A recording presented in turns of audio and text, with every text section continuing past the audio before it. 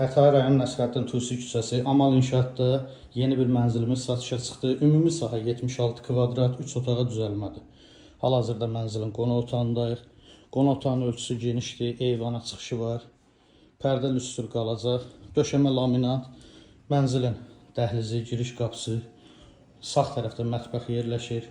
Mətbəxin döşəməsi qranit mərməri stiponlandı, mebel tam yığılıb tavana qədər. Bütün aksesuarlar, texnika hamısı qiymətə daxildir.